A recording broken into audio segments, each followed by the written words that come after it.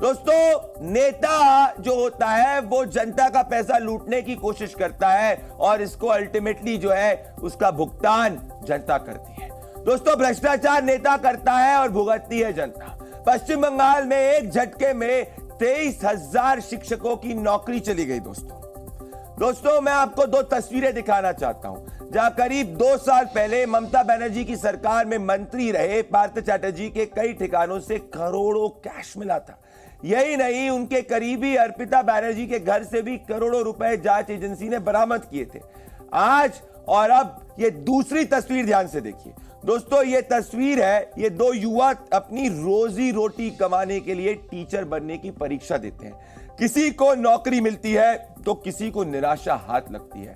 दोस्तों, ये है पश्चिम बंगाल का हाल। ये कैसा सिस्टम है दोस्तों? सोचिए, ममता राज में टीएमसी के नेता नोट छिपाते हैं और नोट छापते भी हैं और युवा शिक्षक नप गए। दोस्तों,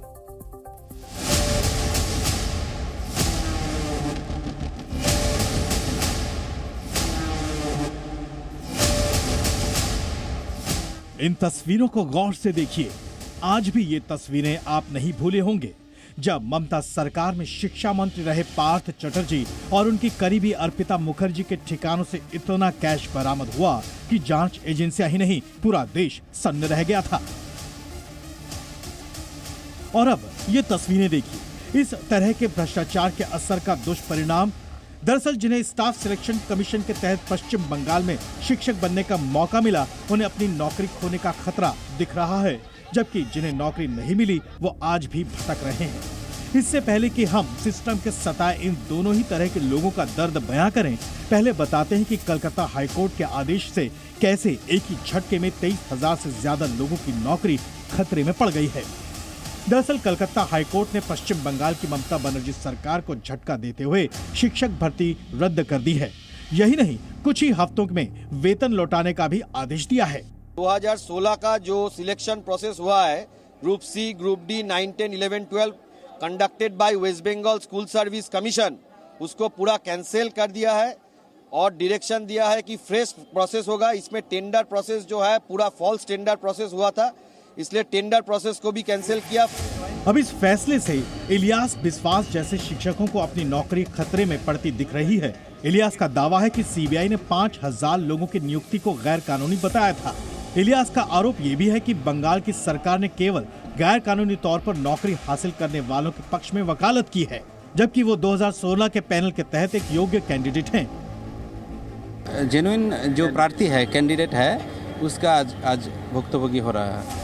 दूसरी ओर मौसमी घोष दास जैसे युवा भी हैं, जिनका दावा है कि वो एक योग्य कैंडिडेट थी, लेकिन धांधली के चलते उन्हें नौकरी नहीं मिल पाई। हम लोगों को इस लड़ाई को शेष देखने का उम्मीद उसका ज्यादा है ना। हम लोगों का ये चैलेंज है जे ये जे नौकरी हमारा योग्य चाकरी प्रार्थी हमको ये नौकरी जरूर मिलेगा।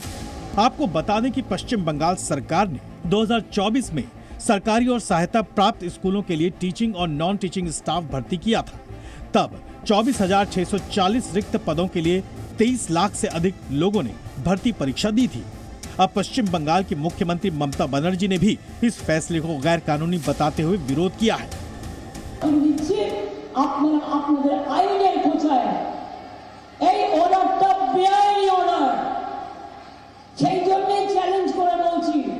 অর্ডারটাকে আমি জাজকে বলছি না, অর্ডারটাকে বলছি বেআইনি অর্ডার। আমরা এটা নিয়ে উচ্চ আদালতে যাচ্ছি। ममता इस मामले को केंद्र सरकार की गलती बता रही है, जबकि बीजेपी ममता सरकार पर हमलावर है। स्टेट गवर्नमेंट को रिजाइन करना चाहिए। क्यों ना, ये स्टेट गवर्नमेंट स्पॉन्सर्ड स्कैम है। देखिए, आज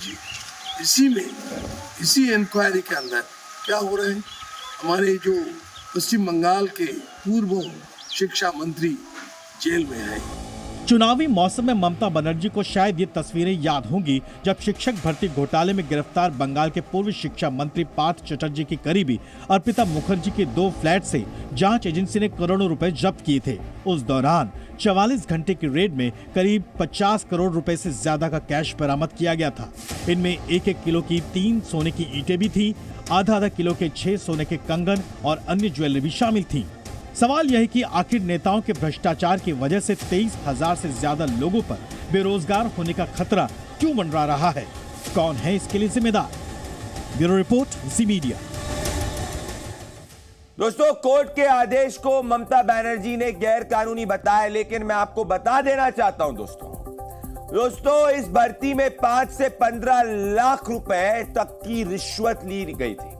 इस मामले में कलकत्ता हाईकोर्ट की कई शिकायतें मिली थी। उस समय पार्थ चैटर्जी बंगाल के शिक्षा मंत्री भी थे। भर्ती प्रक्रिया 2016 में शुरू हुई थी दोस्तों। कई उम्मीदवारों को नंबर कम होने के बावजूद नौकरी दे दी गई थी। कोई पारदर्शिता नहीं थी दोस्तों। हाईकोर्ट ने सीबीआई जांच के आदेश दिए थे और अब कलकत्ता हाईकोर्ट ने स्कूल शिक्षक भर्ती पर पूरी की पूरी जो प्रक्रिया है उसको रद्द करने का आदेश दिया है। खास बात यह है दोस्तों, ये बड़ी बात है कि सिर्फ एक को छोड़कर बाकी सभी को वेतन लौटाने का भी आदेश दिया गया है। इस मामले में सोमा दास का मामला अपवाद है क्योंकि वो कैंसर पीड़ित है दोस्तों। उनकी नौकरी सुरक्षित रही है। जी न्यूज़।